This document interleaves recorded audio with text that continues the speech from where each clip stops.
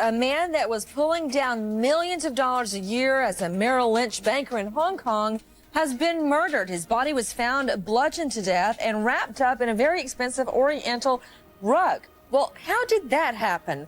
On November 2nd, 2003, the life of 40-year-old Robert Kissel, living in Hong Kong, took an unexpected turn. A colleague reported him missing when he didn't answer any calls and missed a crucial meeting. The mystery deepened as the question echoed. How had a wealthy and accomplished banker vanished into thin air? Hong Kong police were swift to respond and arrived at his residence where they met his 39-year-old wife, Nancy Kissel. The authorities searched almost 90% of the house, yet found no clues about Robert's location. So, the police decided to check the storage unit. When they opened it up, all they saw were a few boxes and an old, fancy carpet. But as they took a closer look, things started to seem strange. The carpet, although expensive, felt oddly heavy, like there was something hidden inside. Even the boxes had some weird-looking stains on them. As they unwrapped the heavy vintage carpet, the shock hit them hard. It wasn't just an expensive floor covering. It hid a grim discovery. There lay Robert Kissel, lifeless, with 5 serious head injuries. The mystery deepened and left everyone wondering how a simple search for a missing man could lead to such a dark revelation. The investigation took a sharp turn when they focused on Nancy as the prime suspect. Despite her denial of involvement, the police confronted her with the chilling discovery. Nancy maintained her innocence and insisted she had actively searched for her missing husband. When questioned by the police, Nancy Kissel recounted the last moments she could recall. She explained that Robert Kissel had wielded a baseball bat in an attempt to strike her. The intensity of the encounter was so overwhelming that she lost consciousness. She insisted that the following events remained a mystery to her and left her with no knowledge of what had happened after she passed out. In the midst of all the unfolding drama, Nancy dropped a bombshell. She revealed that she had endured years of domestic abuse at the hands of Robert. The visible wounds she bore seemed to support her claim and offered those around her a disturbing peek into her troubled life. Now, as the story continues to unravel, we are left with a tangle of perplexing questions. Who murdered Robert? Could other powerful figures be caught in this mysterious web of events? Was Robert truly an abuser, or does the narrative hide more secrets than what's immediately apparent? As the investigation finds more secrets about Robert and Nancy, a surprising discovery shakes up the mystery at its core. Robert Peter Kissel was born on April 21, 1963 in Manhattan and was raised in the New Jersey suburbs. Born to William Kissel, a prominent businessman, he was the middle child among 3 siblings. His elder brother Andrew Kissel and younger sister Jane Kissel Clayton completed the family. Robert had a close bond with his brother Andrew, who was 4 years older. They shared a healthy competition for success from a young age. Even as teens, their personalities diverged. Robert was a great sportsman and the all-American boy. He also had an intuitive knack for numbers and an inclination to help people. Andrew, on the other hand, leaned more towards prioritizing personal achievement and would go to any length to be successful. Robert pursued his education at the University of Rochester's College of Engineering and later at New York University. He graduated in 1986. After attending the University of Rochester, Robert put his bachelor's degree in optical engineering to use by entering the toner business owned by his father. In 1987, he took a trip to a Club Med resort in the Caribbean's Turks and Caicos Islands, a journey that would change his life. There he encountered a slender 22-year-old waitress named Nancy Keeshan. Robert, captivated by Nancy, described her as vivacious and attractive. The connection between them grew stronger, and about 2 years later, the couple decided to move in together. They eventually tied the knot in 1989. On May 1, 1964, Nancy entered this world as the daughter of Gene and Ira Keeshan. Originally from Michigan, she relocated to Oakland, California with her mother following her parents' divorce. She pursued art studies at Parsons School of Design in Manhattan's Greenwich Village while working in various restaurants, including E.J.'s Luncheonette. The union of Robert and Nancy laid the groundwork for the events that unfolded in the following years. In 1990, the year after their wedding, Robert pursued further education at New York University's Leonard N. Stern School of Business. In 1991, he successfully graduated with a master's degree in business administration. During his time at NYU, Robert studied under Edward Altman, a finance professor renowned for inventing the Z-score, a mathematical formula to assess a company's risk of bankruptcy. Impressed by Robert's capabilities, Altman appointed him as a teaching assistant. He reflected on Robert's time as a student and stated that Robert was a very bright, ambitious, and pleasant student who really blossomed after his graduation. He also claimed that Robert was very focused and intense in his work. During this period, Nancy Kissel had stopped attending art school to support Robert while he pursued his studies at NYU. In 1991, Robert began his career at Ladenburg Thalmann & Company, a Wall Street investment firm where he specialized in distressed debt. A year later, he moved to Lazard Frères & Company and became a vice president in the high-yield group. By 1997, Robert joined Goldman Sachs and was sent to Hong Kong as a managing director in its Asian Special Situations Group. In Asia, Robert faced the aftermath of an economic crisis, with opportunities arising from distressed debt. Foreign investors had dumped shares, which created cutthroat conditions in businesses. In June 2000, Robert moved to Merrill Lynch, the largest U.S. securities firm by brokers, to lead its Asian distressed debt business. Over the next 2 years, Merrill purchased at least $500 million of bad debts in Korea and around another $200 million in Taiwan. Robert had brought along his friend and colleague, David No from Goldman. In the wake of the crisis, Robert gained immense respect as a top-tier investor in Asia. Joseph Draper, a Hong Kong-based managing director at Citigroup Incorporated, the world's largest financial services company, collaborated with Kissel to purchase bad debts in Taiwan. The duo had prepared rival bids for the $1.8 billion of distressed debt from the Bank of China at the time when Robert's life was tragically cut short. Through all the downfalls and successes, Robert and Nancy remained close to his brother Andrew and his wife, Haley Wolf. They ventured into business together, with Robert investing $500,000 in one of Andrew's real estate companies. They occasionally vacationed together at multi-million-dollar homes in Stratton, Vermont. This was a resort in the Green Mountains about 4 hours north of New York, where they had skied as children. It was a blessed model family, and they had everything they could ever want. By 2000, Nancy Kissel had 2 small children, Elaine and June, and an infant named Reese. The move to Hong Kong brought additional pressure for both her and the family. Adjusting to the foreign environment and being frequently alone due to Robert's extensive travels made it challenging. Robert's demanding work schedule left him with little time for his children. Despite these challenges, Nancy excelled as a mother. They took time to settle into the new environment, but eventually began to find spaces to pursue their hobbies. In a city without skiing, Robert still found time for sports, participating in Trail Walker, a grueling 60-mile mountain trek taking 12 to 48 hours to finish. Nancy dedicated herself to volunteer work, contributing at the Hong Kong International School, a $15,000 a year private school attended by their 2 oldest children, and at the United Jewish Congregation. She also organized an annual Halloween party for all the residents of their 20-story tower at Parkview, the largest private housing estate in Tai Tam, Hong Kong. In 2003, at the age of 40, Robert became an expatriate banker, leading a lavish life in a $20,000 a month, 3,270 square foot apartment with a breathtaking view of Hong Kong's skyline and the South China Sea. His sleek silver Porsche Carrera, 2 live-in Filipina maids, and a $20 million fortune spoke of his prosperity. And this was the same year he was found lying dead, wrapped in a carpet. The incident began when Robert missed a conference call on November 3, 2003, according to David No, his colleague and friend. Concern grew as he didn't show up for an important meeting the next day, where they were supposed to prepare a bid for Bank of China's distressed debt.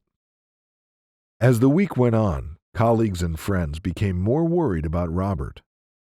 By Wednesday, November 4th, David decided to inform the authorities about his disappearance. After this call, Hong Kong authorities went to the Kissel residence, where they met Nancy and their 3 children, but Robert was nowhere to be seen. Consider it a simple gut feeling, but officers felt a bit uneasy about the situation. Despite the place looking clean, they didn't like how Nancy behaved or talked about Robert. She made it clear to officers that she filed a missing persons report that very same morning, claiming he had left after assaulting her.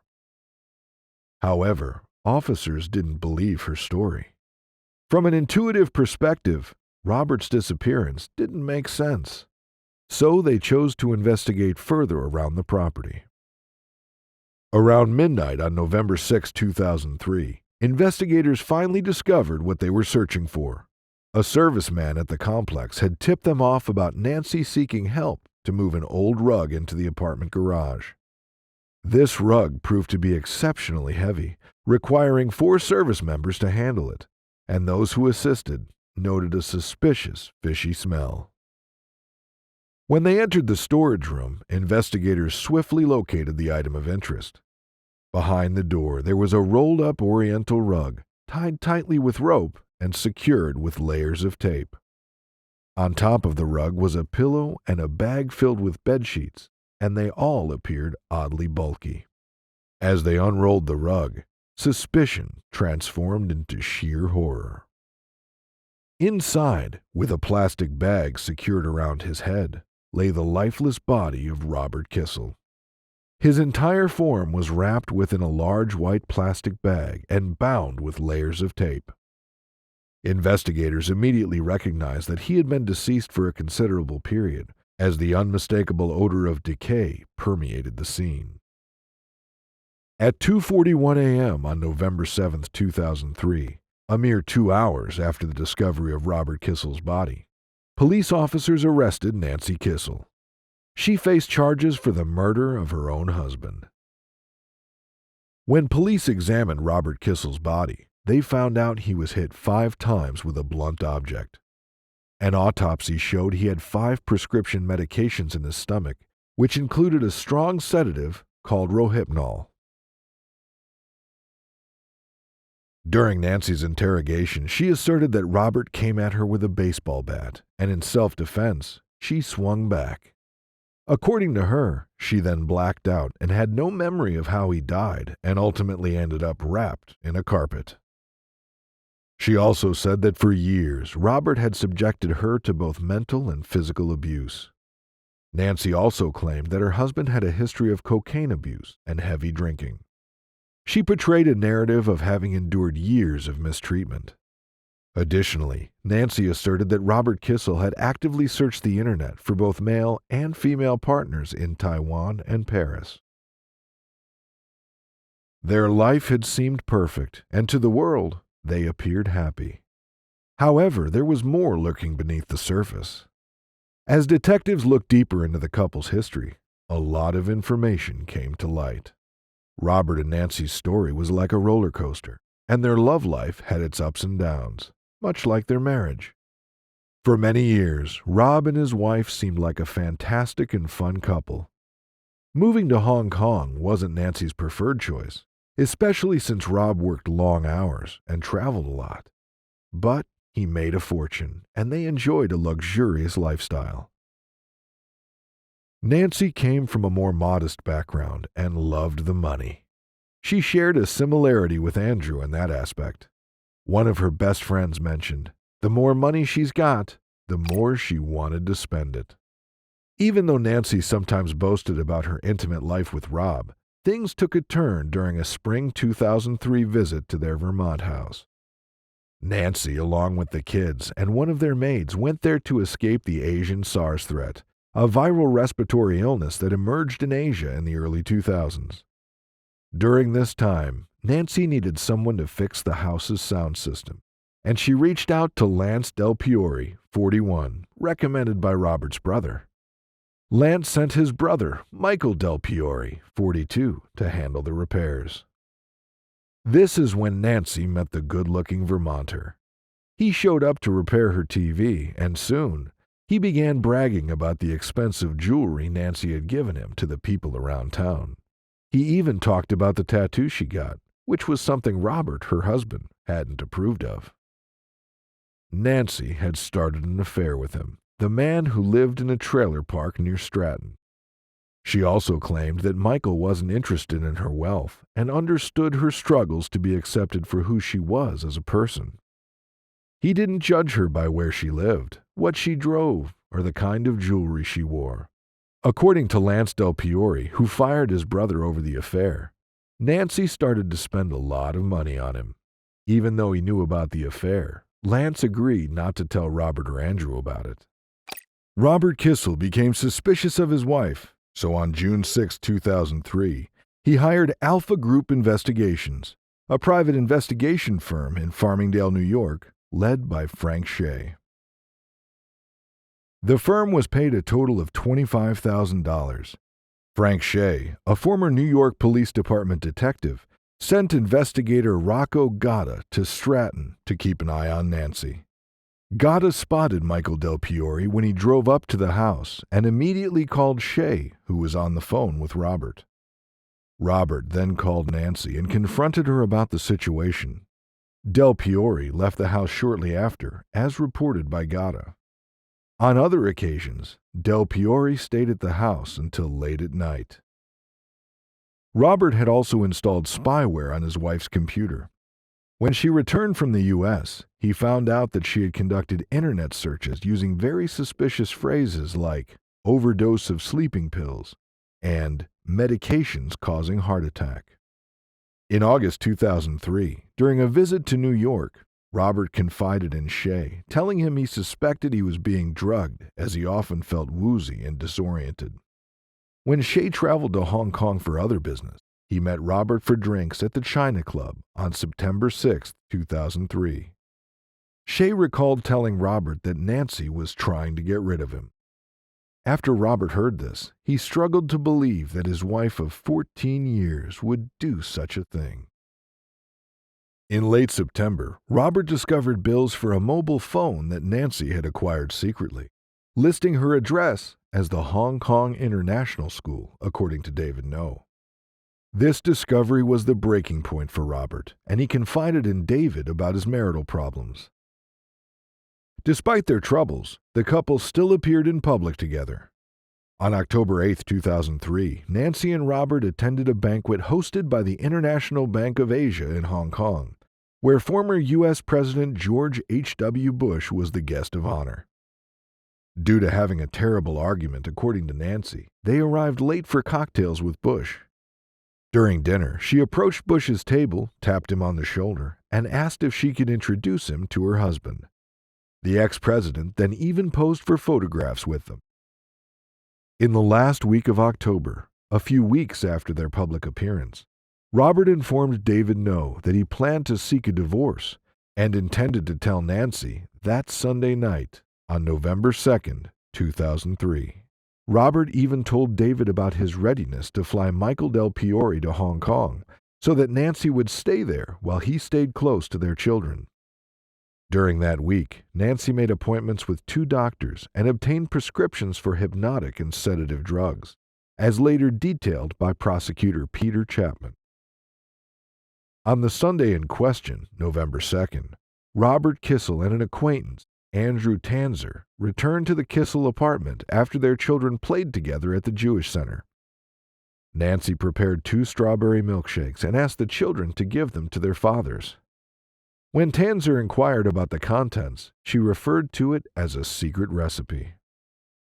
Tanzer returned to his apartment, where he fell asleep and later exhibited strange behavior, like consuming 3 tubs of ice cream, as testified by his wife, Kazuko Auchi.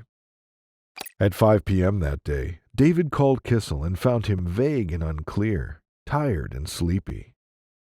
Later that same night, police alleged that Nancy bludgeoned her husband to death using an 8.3-pound lead statue, a Kissel family heirloom topped with 2 female figurines. Different drugs in his stomach. Richard Blake, the neighbor, and him both have this strawberry milkshake she makes. The neighbor passes out on the sofa, just dead to the world. And the other guy has 5 drugs in his bloodstream. She's the only one that has no drugs in her bloodstream, and nobody can figure this out, Richard? While looking at the sequence of events, it became very apparent to investigators that Nancy was responsible. According to them, Nancy had kept the body in their house for at least 2 nights before she called workers to move the carpet she had wrapped him in. The trial commenced in June 2005 at the High Court of Hong Kong, where the prosecution accused Nancy of murdering her husband, to which she pleaded not guilty. During her testimony, Nancy described how Robert, after their visit to the synagogue, revealed his intention to divorce her and retain custody of their children. She claimed that Robert, in response to her pressing for answers, slapped her across the face.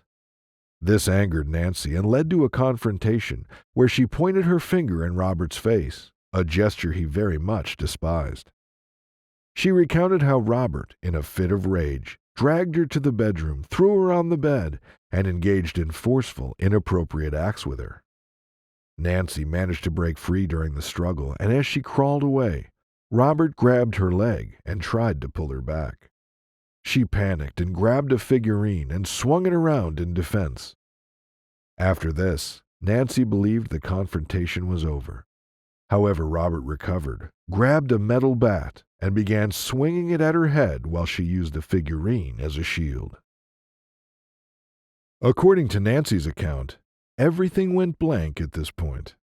She claimed no recollection of hitting Robert 4 more times with the heavy object, buying the rug, rolling him into it, or even calling maintenance to move it to storage.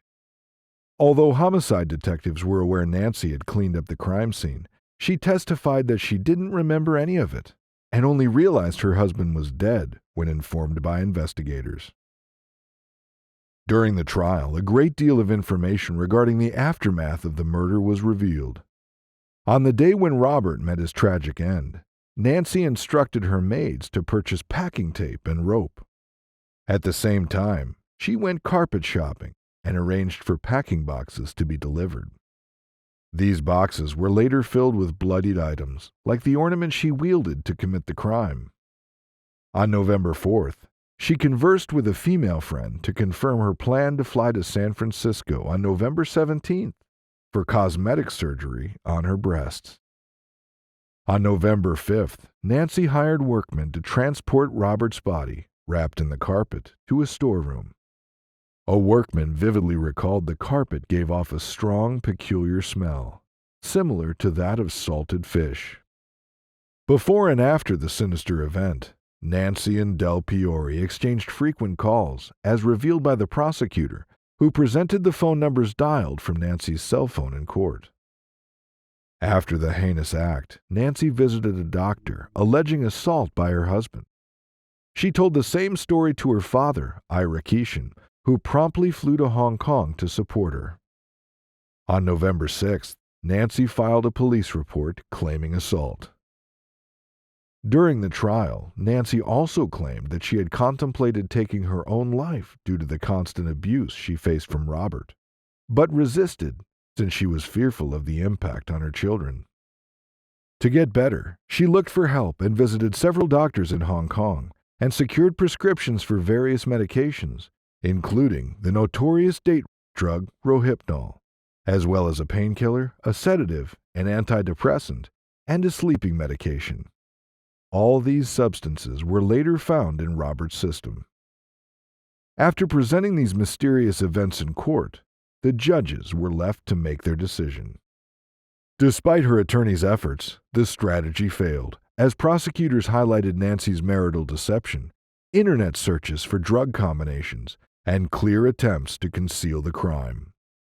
Following a 65-day trial, the jury, with 5 men and 2 women, unanimously pronounced her guilty after 8 hours of deliberation on September 1, 2005. Consequently, she was sentenced to life in prison and entered the Hong Kong correctional system on the same day. Kissel appealed her conviction in April 2008. That petition was rejected.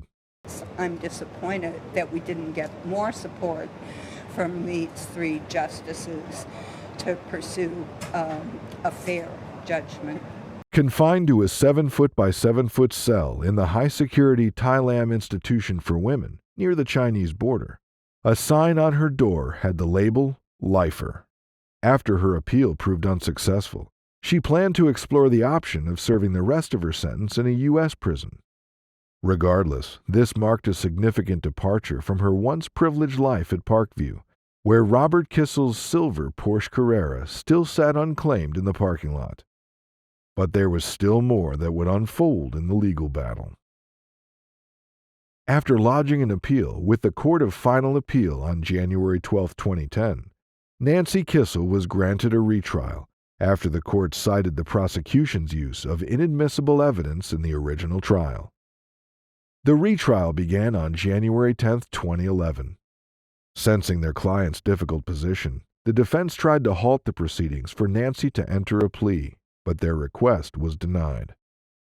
After a long 10-week trial, on March 25, 2011, the jury declared her guilty once again. Nancy Kissel returned to her cell at Tai Lam Women's Prison near the Chinese border, serving a mandatory life sentence. Well, hopefully she'll hold up. So, that's all we can. Well, she's been in prison a long time. No additional appeal was filed by Nancy's lawyers.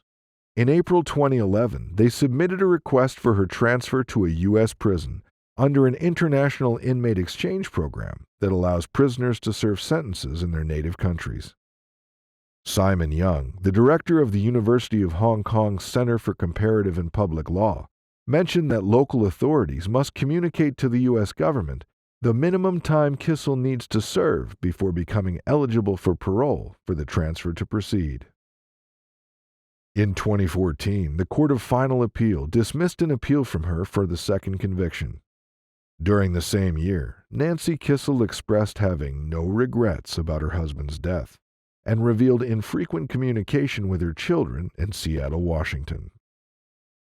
Now, turning our attention to the fate of the couple's innocent children. After their father's tragic murder and the imprisonment of their mother, they briefly stayed with their maternal grandfather, Ira Keeshan, in Winnetka, outside Chicago. While they were there, a custody dispute emerged between Robert's two siblings, Andrew Kissel and his wife Haley Kissel, and Robert's sister Jane Kissel Clayton, along with her husband Richard. Jane, residing with her family outside Seattle, became a central figure in this legal struggle for the children, Elaine, 11, June, 8, and Reese, 6. Their mother, Nancy Kissel, being in jail, made the inheritance of Robert's wealth a prominent aspect of the custody battle. It was estimated that the three children were receiving a monthly income of at least $10,000 from their father's estate for their living expenses. In December 2003, Andrew and his wife Haley sought temporary custody of Robert's three children, which the court granted in January 2004.